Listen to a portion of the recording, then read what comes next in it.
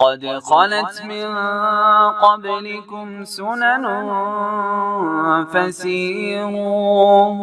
فسيروا في الأرض فانظروا كيف كان عاقبة المكذبين. السلام علیکم ورحمۃ اللہ وبرکاتہ. پارہ نمبر 8. نحمدہ ونصلی علی رسولہ الکریم، اما بعد فاعوذ باللہ من الشیطان الرجیم. رب اشرح لی صدری ویسر لی امری واحلل عقدۃ من لسانی یفقہوا قولی. پارے کے آغاز میں اللہ تعالیٰ نے ان لوگوں کا تذکرہ فرمایا کہ جن کو ہدایت کی طلب نہیں ہوتی، تو ایسے لوگوں کو آپ جتنی مرضی خوبصورت بات پیش کر دیں، جتنا بڑا حق ان کے سامنے لے آئیں، وہ اس کے مقابلے میں بہت ساری عجیب و غریب باتیں کرتے دکھتے ہیں. تو اللہ تعالیٰ فرماتے ہیں کہ ہدایت پانے کا تعلق طلب کے ساتھ ہے. جس میں طلب نہیں وہ بات نہیں مانے گا، آپ ان کو ان کے حال پہ چھوڑ دیجئے. یہاں بات ہو رہی ہے زخرف القول غرورا. یہ وہ چکنی چپڑی باتیں ہیں جو آج بھی دنیا میں عام کی جاتی ہیں، جس کی وجہ سے لوگ اسلام کے بڑے خوبصورت قوانین کے اوپر بھی زبانیں تان کھولتے ہیں. میرا آپ کا کام کیا ہے کہ ہم اللہ کی دی ہوئی وحی کو اسی طرح سے مانتے جائیں جس طرح کہ اس نے ماننے کا حکم دیا ہے. اگر ہم سب کی باتیں سنیں گے تو ہمارے دلوں میں ڈاؤٹس بھی آئیں گے، اور اللہ جو مالک کائنات ہے اس کی دی ہوئی کتاب پر شک بھی آئے گا. اسی لیے فرما دیا کہ ایسے لوگ شک کے ساتھ ہدایت کو نہیں پا سکتے. پھر آیت نمبر 115 میں اللہ تعالیٰ نے صدق اور عدل کی بات کی. دیکھا جائے تو اسلام واقعی صدق اور عدل کا دین ہے، سچائی بھی ہے اور عدل بھی ہے.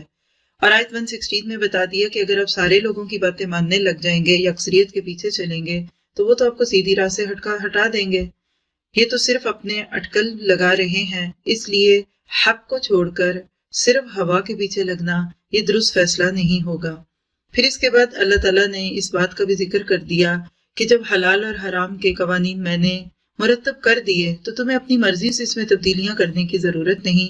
قانون بنانا مشکل ہوتا ہے، اس پہ عمل کرنا آسان ہوتا ہے. کیوں کچھ لوگوں کو شوق ہے کہ وہ اللہ کے دین کے مقابلے میں ایک اور دین بنائیں، صرف اس سوچ کے ساتھ کہ آج کے دور میں ان باتوں پہ عمل نہیں ہو سکتا تو ہم اپنی مرضی کا دین بنائیں.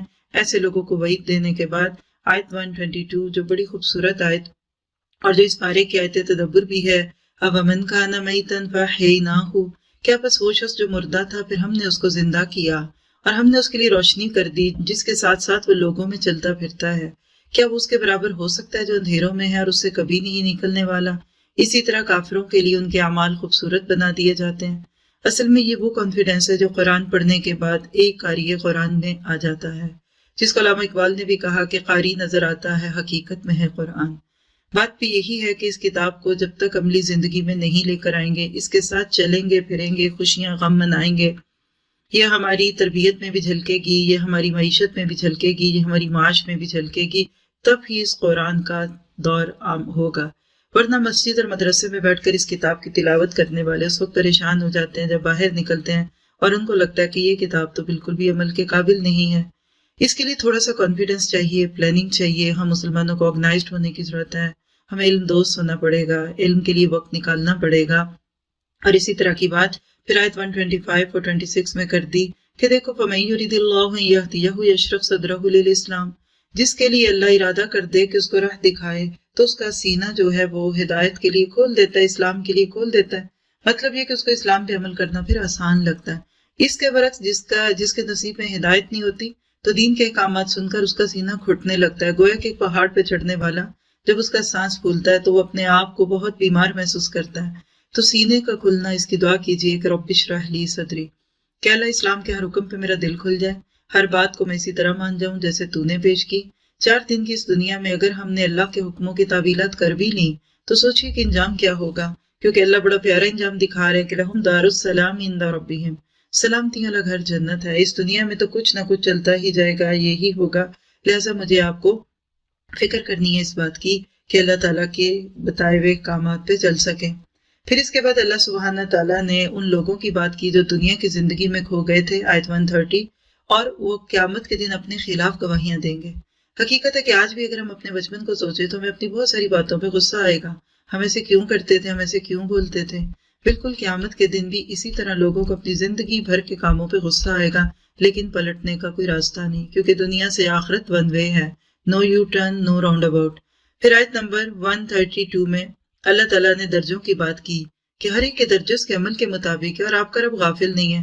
یہ آیت آپ کو ہمت دیتی ہے کہ مزید نیکی کر لیں اور بھاگ لیں اور کچھ کر لیں، پچھلی نیکیوں کو پیچھے ڈال دیجئے چھوڑی ہوئی سیڑھیوں کی طرح، اور باقی نیکیوں کو آنے والی سیڑھیوں کی طرح دیکھیے کہ آج مشکل بھی لگیں گی یہ نیکیاں، لیکن کل جنت کے درجوں کی بلندی کا ذریعہ بھی بن جائیں گی۔ پھر اس کے بعد آیت نمبر 137 میں قتل اولاد کی بات ہے، جو مشرکین کیا کرتے تھے اپنے اولاد کا قتل، مختلف طریقوں سے نام بدل کر یہ ہر دور میں ہی رہا۔ آج اس کو ابورشن کہتے ہیں، کل قتل کہتے تھے، دونوں ہی جرم ہیں، اللہ تعالیٰ اس سے بچا کر رکھے۔ اس کے بعد پھر مشرکین مکہ کی کچھ بدعات کا تذکرہ کرتے ہوئے آیت 141 سے اللہ تعالیٰ نے اپنی نشانیوں کا ذکر کیا اور مختلف پھلوں کے آنے اور ان کے پکنے کی بات کی، اور پھر بھیڑ بکریوں اور دوسری جانوروں کے بارے میں جو ان کی بدعات تھی اس کا تذکرہ کرتے ہوئے آیت نمبر 145 میں اس دین اسلام کی جو حرام چیزیں ان کا تذکرہ کر دیا۔ آپ دیکھیے پوری کائنات کا دسترخوان حلال ہے، صرف 4 چیزیں ہیں جو ہم پہ حرام ہے، میتہ، دم مسفوخ، لحم الخنزیر، اور اسی طرح سے شراب جوا، جو اس کے اندر 4 چیزیں آتی ہیں۔ آپ دیکھیے کہ اتنا کچھ لینے کے بعد کیا ہم چند چیزیں اللہ کے حکم سے نہیں چھوڑ سکتے، چاہے ہمارا دل اس کے لیے کتنا تڑپے، کتنے دن کی بات ہے۔ اللہ تعالیٰ کہتے ہیں ان کو چھوڑ دو ان کے حال پہ۔ پھر آیت نمبر 151 میں دین اسلام کا بڑا خوبصورت سا خلاصہ ہے کہ کیا کیا حرام ہے تمہارے اوپر۔ شرک حرام ہے، والدین کی نافرمانی حرام ہے، قتل اولاد اس خیال سے کہ ہمارے ساتھ کھائیں گے یہ حرام ہے، فواحش ظاہری ہوں یا باطنی یہ غلط ہیں، قتل کرنا چاہے اپنا ہو یا کسی اور کا ہو یہ حرام ہے، یتیم کے مال کو کھانا حرام ہے۔ پھر کچھ احکامات دیے کہ ناپ تول میں کمی نہ کرو، دوسروں کے ساتھ وہی معاملہ کرو جو تم اپنے ساتھ چاہتے ہو، اور یہ سب کرتے کرتے 155 میں بتا دیا یہ ہے وہ کتاب جو ہدایت اور رحمت والی ہے، اور یہی کتاب برکتیں لاتی ہے زندگی میں۔ اگر میں اور آپ اپنی زندگی کو مبارک کرنا چاہتے ہیں تو اس کتاب کے پیغام کو سمجھ کر اس کے مطابق بننے کی کوشش کرتے ہوئے دوسروں سے اس پیغام کو شیئر کرنا پڑے گا۔ اس کے بعد آیت 159 میں فرقہ بازی کی مذمت کی گئی کہ ایسے لوگوں کا معاملہ اللہ کے ذمے ہے، وہ خود ان سے پوچھے گا کس نے ان کو اجازت دی تھی کہ اللہ کے دین کو ٹکڑوں میں بانٹے۔ دیکھیے کوئی آپ کے کپڑے کو پھاڑ دے، کوئی آپ کی کتاب کو کاٹ دے، کوئی آپ کی کتاب کو پھاڑ دے، کوئی آپ کے کپڑے کو کاٹ دے، کیسا لگے گا آپ کو؟ آپ کوئی بات پیش کریں اور اس میں کچھ ادھر سے کاٹے، کوئی آدھے جملے توڑے پاڑے، آپ کو کیسا لگے گا؟ برا لگے گا۔ تو جو لوگ اللہ کے دین کو حصوں بخروں میں بانٹتے ہیں ان کو پر اللہ کو بھی غصہ ہے۔ اور پھر آیت 160 میں بڑے پیار سے اللہ نے اپنی رحمت بتا دی، من جاء بالحسنۃ فلہ عشر امثالھا، ہر نیکی کا کم سے کم اجر 10 ہے اور برائی کا 1 ہے۔ یہ ہے اللہ کی رحمت۔ پھر بھی لوگ 1 کے مقابلے میں 10 نہیں کر پاتے اور اپنے نام اعمال کو گناہوں سے بھاری کرتے ہیں۔ آیت 162 اور 3 جس میں انسان کی پوری زندگی کا خلاصہ دیا گیا کہ القرآن حیاتی کب بنتا ہے؟ جب نماز، قربانی، جینا، مرنا سب اللہ کے لیے ہو جائے، پھر اس میں کوئی شریک نہ رہے۔ یہ سب کیسے ہوگا؟ نماز ہم سب اللہ ہی کے لیے پڑھتے ہیں، قربانی بھی الحمدللہ اللہ کے نام پہ دیتے ہیں، اللہ یہ کہ چند لوگ کچھ انسانوں کو خوش کرنے کے لیے نظریں نیازیں دے دیں ان کی اور اللہ کی نظر کو چھوڑ دیں۔ لیکن یہ محیا اور مماتی کیا ہے؟ یہ ہے القرآن حیاتی، کہ میرا جینا مرنا، میری خوشی، میرا غم، میری زندگی کا ایک ایک پہلو اللہ رب العالمین کی دی ہوئی رہنمائی پہ ہو جائے۔ نہیں مانو گے تو وَلَا تَزِرُ وَازِرَةٌ أُخْرَىٰ، اگلی آیتوں میں بتا دیا پھر قیامت کے دن کوئی دوسرے کا بوجھ نہیں اٹھائے گا اور تم سب کو اپنے رب کی طرف لوٹ کر آنا ہے، پھر وہ تم کو بتائے گا ان باتوں کی حقیقت جن میں تم شک کرتے تھے۔ اور پھر سورت کے آخر میں بتا دیا کہ اللہ نے تم سب کو دنیا میں بھیجا، کسی کو کچھ زیادہ دیا کسی کو کم۔ کیوں؟ یہ سب کچھ جب مجھے آپ کو ملا نعمتوں کی صورت میں، یہ کیوں ملا؟ لِيَبْلُوَكُمْ فِي مَا آتَاكُمْ، تاکہ تم کو آزمائے تمہاری دی ہوئی تمہاری نعمتوں میں، تمہیں آزمائے تمہاری صلاحیتوں میں۔ اور حقیقت ہے کہ جو بھی نعمت ہوتی ہے نا وہ آزمائش بن جاتی ہے۔ اللہ تعالیٰ ہمارے حسن، مال، اولاد، گھر، دولت، گاڑی، فون، جو کچھ بھی چیزیں ان کو ہمارے لیے آزمائش نہ بنائے بلکہ ہمارے لیے رحمت بنا دے۔ اس کے بعد سورۃ الاعراف ہے جس میں شروع میں ہی اللہ تعالیٰ نے کتاب کی بات کر کے بتا دیا کہ یہ ذکرہ ہے مومنوں کے لیے، یہی انسان کو اپنی اصلاح پہ مائل کرتی ہے، اس کو مان لو اور دوسروں کو چھوڑ دو۔ پھر اس کے بعد تباہ شدہ قومیں جن کے اوپر اللہ کی پکڑ جب آتی ہے اور اس وقت وہ سر پہ بازو رکھ کے بھاگتے ہیں تو اللہ تعالیٰ کہتے ہیں کہ آپ کیوں جا رہے ہیں؟ آپ انہی گھروں میں بیٹھیے، آپ آرام کیجئے، آپ کو تو بہت اچھا لگتا تھا دنیا میں موج مستی کرنا، آج اب کدھر بھاگ گئے؟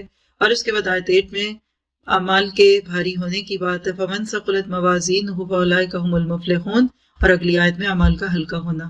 حقیقت ہے کہ ایک جملہ بھی بعض دفعہ انسان کے نام اعمال کو بھاری کرنے کے لیے کافی ہوگا، اور ایک لفظ جو آپ نے کسی کی تحقیر اور کسی کی بے عزتی اور کسی کی غیبت میں بولا وہ بھی آپ کے اعمال ناموں کو ہلکا کر دے گا۔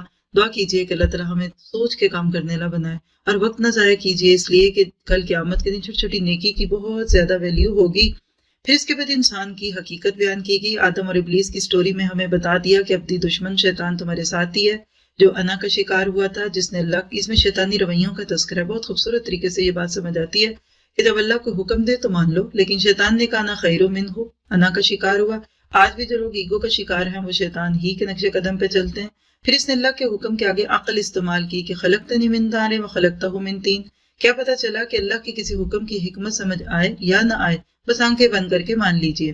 پھر اس نے گناہوں کی مہلت مانگی، انظرنی الی یوم یبعثون، کہ مجھے ذرا اور گناہ کرنے دیجئے. پھر اس کے بعد دیکھیے کہ اس نے اللہ تعالیٰ کو مورد الزام ٹھہرایا کہ فبما غویتنی، تو نے مجھے اغوا کیا، اب میں بدلہ لوں گا. پھر اس میں انتقام کی بھی ایک روش آپ کو دکھ رہی ہے. پھر یہ جو اس کی بات ہے کہ میں انسانوں کو ہر ممکن طریقے سے بہکاؤں گا، دائیں بائیں آگے پیچھے، اس میں اس کی گناہوں کے لیے کمٹمنٹ دکھتی ہے. اللہ کرے کہ ہمارے اندر یہ کمٹمنٹ نیکیوں کے لیے آ جائے. پھر اس کے بعد اب دیکھیے کہ اس کا اپنا بن کر، خیر خواہ بن کے، ناصح بن کے آدم اور حوا کو جنت سے نکلوانا بھی ہے. آج بھی یہ کوئی دشمن کے روپ میں تھوڑی آتا ہے، یہ اپنوں کے روپ میں آتا ہے، دوستوں کے، پیاروں کے، گھر والے، بیوی، بچے، شوہر، رشتہ دار، ہر ایک اپنا حق مانگنے آتا ہے، اور اللہ کا حق چھوڑ کر ہم اللہ کا حق بھی ان کو دینے لگ جاتے ہیں. تو یہ شیطان اس وقت ہم سے خوش ہوتا ہے. پھر اس کے بعد دیکھیے کہ شیطان نے پہلا حملہ انسان کی حیا پر کیا، اور حرام لقمہ منہ میں جانے کی دیر تھی، جنت کا شاہی لباس اتر گیا. آج بھی یہی ہے، حرام اور بے حیائی ساتھ ساتھ ہوگی. پھر اس کے بعد پہلی تو آج اللہ نے آدم کو سکھائی، ربنا ظلمنا انفسنا. یہ ہے آدمیت کہ آدم کے اندر گناہ کے بعد بھی توبہ کا رجحان ہے، اور شیطنت یا ابلیسیت کیا ہے کہ گناہ کر کے اکڑنا. اس کے بعد پہلی دفعہ ظاہری طور پر لباس کا تذکرہ آیا. تو لباس کے دو مقاصد ہیں. پہلی چیز کیا ہے کہ یواری سواتکم، تمہارے قابل شرم حصوں کو چھپائے، تمہارے عیبوں کو چھپائے. آپ دیکھیے ہر انسان کے جسم میں عیب ہوتے ہیں، نقص ہوتے ہیں، تو کتنی بڑی رحمت ہے کہ اللہ نے ہمیں لباس دے دیا تاکہ دوسروں کو وہ نہ دکھے. جی یواری سواتکم میں جہاں انسان کے عیبوں کو چھپانا آ گیا، وہاں اسی طرح سے آپ دیکھیے کہ جسم کے اندر اللہ تعالیٰ چاہتے ہیں کہ انسان بمقصد زندگی بسر کرے. اگر ہر وقت اشتہا ہو، لسٹ ہو، اور ہر وقت سیکس اور رومانس کی باتیں ہوں، تو آپ دیکھیے کوئی کنسٹرکٹیو کام نہیں ہوگا، عبادات نہیں ہوگی. تو اللہ تعالیٰ کہتا ہے کہ ایسا لباس پہنو جو ڈھیلا ڈالا بھی ہو اور موٹا بھی ہو. دو شرائط ہیں، شفاف نہ ہو، وصاف نہ ہو، یعنی سی تھرو نہ ہو، اور بہت زیادہ جسم کے ساتھ چپکا ہوا نہ ہو کہ آپ کے جسم کا ایک ایک انگ دکھے. آج ہم سب اپنے لباسوں کو اس پہ دیکھیں، اور یاد رکھیے یہ عورتوں کے ساتھ مردوں کو بھی حکم ہے. اگر عورتوں کو ٹراؤزرز اور پینٹس اور ٹائٹس منع ہیں، تو مرد بھی اگر باہر نکلتے ہیں اور اتنی ٹائٹ پینٹس اور شرٹس کو بھی اس کے اوپر کرتے ہیں کہ جس سے ان کا سطر دکھتا ہے، تو یاد رکھیے کہ ایسی چیز میں تو نماز بھی مشکوک ہوتی ہے. تو عورت اور مرد دونوں کو اپنے لباس کا خیال رکھنا چاہیے. دوسری چیز ریش ہے، خوبصورتی بھی ہوگی، اور عورتوں میں یہ رجحان زیادہ ہوتا ہے. اگر پردے کے اندر رہتے ہوئے صرف عورتوں میں اللہ کی نعمت سمجھتے ہوئے اپنے لیے ایک عورت پہنتی ہے تو پھر اس میں کوئی حرج کی بات نہیں ہے، لیکن دکھاوے کے لیے اور ایک بھیڑ چال کے طور پر صرف ایک ڈریس کلچر بن جائے اور ڈیزائنر کلوتھ ہو جائے، یہ چیز اسلام کے خلاف ہے. لباس التقوی ذالک خیر. لباس التقوی کو سمجھیے ایک مثال سے، جیسے پیزا بنائیں تو سب سے مزے کی چیز اس کا ڈو ہے. اگر نیچے کا حصہ خوب اچھا بھولا ہوا پکا ہوا ہو تو اوپر کچھ بھی ٹاپنگ کر دیجئے، مزہ آئے گا. لیکن اگر نیچے کچا پن ہے یا سختی ہے یا اسمیل آ رہی ہے تو اوپر بڑی سے بڑی چیزیں بھی لگا دیں تو مزہ نہیں آتا. تو اندر کا تقوی ہے آپ کا ڈو، اوپر پھر آپ جو بھی پہنیں گے وہ اس کا اظہار ہوگا. یاد رکھیے ہمارے کپڑے ہمارے اندر کو ظاہر کرتے ہیں. پھر اس کے بعد اللہ تعالیٰ نے بتایا کہ جو تمہارے ماں باپ کا دشمن تھا وہ تمہارا دوست نہیں ہو سکتا، وہ اور اس کے قبیلے تم کو دیکھتے ہیں. پھر اس کے بعد مکہ والوں کی وہ بے حیائیاں جو دین کے نام پہ تھی، بالکل نیکڈ مادر ذات ننگے ہو کر حرم کا طواف کرتے تھے اور کہتے تھے جن کپڑوں میں گناہ کرتے ہیں اس میں عبادت نہیں کرتے. یہ تقویٰ کا خود ساختہ معیار تھا، اللہ نے اس کو کنڈیم کیا کہ دین اس چیز کا نام نہیں ہے. پھر اس کے بعد اللہ تعالیٰ نے بنی آدم کو اس بات کی خبر دے دی کہ جن کے پاس بھی رسول آئیں گے، رسولوں کی بات مانیں گے لوگ، تو پھر وہ لوگ اللہ کے طرف سے بے خوف زندگی گزاریں گے، ان کو ڈپریشن نہیں ہوگا، پریشانی نہیں ہوگی. پھر اس کے بعد اللہ سبحانہ تعالیٰ نے کچھ لوگوں کی موت کا بھی تذکرہ کر دیا اور جہنم کے کچھ مناظر دکھاتے ہوئے آیت نمبر 40 میں خبر دی کہ وہ لوگ جو دنیا میں اللہ کی آیتوں کو سن کر، اس کے حکموں کو سن کر نہیں مانتے تھے اور تکبر کرتے تھے، تو ان کے لیے دروازے نہیں کھلتے آسمانوں کے. کس لیے نہیں کھلتے؟ ان کی دعاؤں کی قبولیت کے لیے نہیں کھلتے، ان کے کچھ نیک عمل اگر ہیں بھی تو اس کے لیے نہیں کھلتے، اور اسی طرح سے کل مرنے کے بعد جب ان کی روحیں اوپر لے جانے کی کوشش کی جائے گی تو نہیں جائیں گے، کیونکہ یہ ناپاک لوگ ہیں، ان کو زمین میں ڈال دو. اور ان کا جنت میں جانا اتنا ناممکن ہے جتنا کہ اونٹ کا سوئی کے ناکے سے گزرنا. اس کے بعد پھر کچھ آیات ہیں جنتیوں کی، جو جنت میں جاتے سب سے پہلا جملہ بولیں گے الحمدللہ الذی ہدانا لہذا. اپنے اوپر کریڈٹ نہیں لیں گے بلکہ کہیں گے یہ اللہ کی تعریف ہے، اس اللہ کی تعریف ہے جس نے ہمیں اس کی ہدایت دی، راستہ دکھایا، ہمیں دنیا میں قرآن سے جوڑ دیا. ہم کہاں تک ہدایت پاتے؟ اور چونکہ اللہ نے ہمیں ہدایت دی، ہم نے قرآن پڑھا، رسولوں کے طریقوں کو مانا، تو آج ہم اس جنت میں پہنچ گئے۔ اور اس سے پہلے جنت میں بھیجے جانے سے پہلے اللہ تعالیٰ لوگوں کے دلوں کے کینے اور غل نکال دے گا۔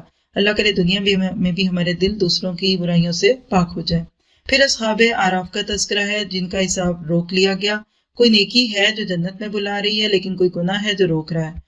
کچھ نیکیاں ہیں، کچھ گناہ ہیں، ہو سکتا ہے کبھی ایک نیکی کی کمی ان کو جنت سے دور کر رہی ہو، یا بہت بڑی بڑی نیکیوں میں کوئی ایک ایسا گناہ جو چھپ کے کرتا تھا، جو اکیلے میں کرتا تھا، جو دوسروں کو پتہ ہی نہیں چلتا، حالانکہ وہ تو بڑا معروف تھا، بڑا عالم تھا، بہت بڑا مبلغ تھا۔ تو ایسے لوگ پھر وہاں حسرت کے ساتھ کھڑے دونوں طرف دیکھیں گے، جن کو پھر بالآخر اللہ تعالیٰ جنت میں بلائیں گے۔ دعا کیجئے کہ میرا کوئی گناہ ایسا نہ ہو جو ہمیں جنت میں جانے سے روک دے، اور دوسرے بھی دیکھ رہے ہوں کہ پتہ نہیں کیا بات ہے، ان کا رزلٹ کیوں نہیں آ رہا۔ دنیا میں ہم چاہتے ہیں دروازہ کھلے، ہم سب سے پہلے اندر جائیں۔ اگر کسی کو تھوڑا سا انویسٹیگیشن میں روک لیا جائے، امیگریشن پہ چند سوال ہو جائیں، تو فکر لگ جاتی ہے کہ دوسرے کیا سوچیں گے کہ ہمارے بارے میں کیوں ان کو فکر ہوئی۔ تو یاد رکھیے یہ امیگریشن آفس ہے جہاں کھڑے کر کے روک دیا جائے گا۔ اللہ تعالیٰ میری آپ کی مدد فرما دے۔ پھر اس کے بعد جنتی اور جہنمیوں کا مکالمہ ہے۔ چلتے ہوئے جہنمی جب پانی یا کچھ اور مانگیں گے تو جنتی کہہ دیں گی ان اللہ حرمہم علی الکافرین، اشارہ ہے لفظ حرام میں کہ تم دنیا میں اللہ کے حرام کیے ہوئے سے نہیں رک سکے، تو آج جنت کی پاکیزہ نعمتیں تم پر حرام ہو گئیں۔ آگے پھر کتاب کی بات کر دی آیت 52 میں کہ یہ ہے کتاب جس کو ہم نے ہدایت اور رحمت بنایا۔ مجھے تو یہ سمجھ آتا ہے کہ جنت میں جانے کا سب سے آسان راستہ کہ سر ڈال کر اس کتاب کے حکموں پہ عمل کرتے رہیں، اور پھر آخر میں اللہ تعالیٰ نے کائنات کی کچھ نشانیاں دے کر اپنی سنت بتا دی کہ جو بندہ اللہ تعالیٰ کو پکارے گا اللہ اس کی مدد کرے گا۔ زیادتی نہ کرو، حد سے نہ بڑھو، فساد نہ کرو، خوف اور طمع کی امید رکھو، تو اللہ تعالیٰ تم محسنوں کے قریب ہے۔ اس کے بعد بنجر زمینیں اور زرخیز زمینوں کی طرح انبیاء کرام کی قوموں کے تذکرے ہیں کہ جس طرح اللہ نے نوح کو بھیجا، لیکن ساری قوم اچھی نہیں تھی، کچھ بالکل بنجر تھے اور کچھ فرٹائل تھے۔ نبیوں کے قصے ہمیشہ ہی ہمیں اپنے بارے میں سوچنے پہ مجبور کرتے ہیں۔ اسی طرح سارے انبیاء کے قصوں میں جو کامن تھنگ تھی کہ سب کی دعوت اللہ کی طرف بلانے کی تھی، اور قوموں نے جہاں شرک کیا وہاں ایک ایک برائی کی۔ اور آخر میں قوم شعیب کا قصہ جو اگلے پارے میں بھی جائے گا یہ بتاتا ہے کہ مالی بگاڑ میں تو لوگ بہت ہی برا منا دیتے ہیں جب ان کو کوئی اللہ کا حکم یاد دلائے۔ اللہ تعالیٰ سے دعا کریں گے کہ وہ ہمیں عمل کی توفیق عطا فرمائے۔ ایک پارے میں بے شمار چیزیں عمل کی، اور اللہ تعالیٰ مجھے آپ کو ان سب پہ لگا دے۔ کھلے چھپے ہر گناہ سے خود کو بچانا ہے، یتیموں کے مال کو ناجائز نہیں کھانا، اولادوں کو ابارٹ نہیں کروانا، اور اللہ نے جو کتاب ہمیں دی اس کے لیے وقت لگانا ہے۔ اس کی آیت تدبر ہے سورۃ الانعام آیت نمبر 122۔ اومن کان میتا فاحییناہ وجعلنا لہ نورا، کیا پس وہ شخص جو مردہ تھا پھر ہم نے اس کو زندہ کیا اور ہم نے اس کے لیے ایک نور کیا جس کی روشنی میں وہ لوگوں میں چلتا پھرتا ہے، کیا وہ برابر ہو سکتا ہے اس شخص کے جو اندھیروں میں ہے اور اس سے نکلنا بھی نہیں چاہتا؟ اسی طرح ہم نے کافروں کے لیے ان کے اعمال خوشنما بنا دیے۔ دیکھا جائے تو ایک شخص جس کے دل پر قرآن کی بارش پڑتی ہے تو وہ اسی طرح سے زندہ ہوتا ہے جیسے مردہ زمین بارش کے پانی سے زندہ ہوتی ہے۔ اللہ تعالیٰ سے دعا ہے کہ ہمیں چلتا پھرتا قرآن بنا دے۔ اور اس آیت پہ تدبر کرنے سے یہ بھی پتہ چلتا ہے کہ قرآن صرف مسجد اور مدرسے کے اندر پڑھنے والی کتاب نہیں، بلکہ 1 بلین سے زائد مسلمانوں کو چلتے پھرتے قرآن بننا ہے تاکہ لوگوں کو اسلام دکھے اور بول کے کرنے کے بجائے عمل سے ہم اسلام کی دعوت دے سکیں۔ اللہ تعالیٰ عمل کی توفیق دے۔ سبحانک اللہم و بحمدک اشہد ان لا الہ الا انت استغفرک و اتوب الیک۔ السلام علیکم و رحمۃ اللہ وبرکاتہ۔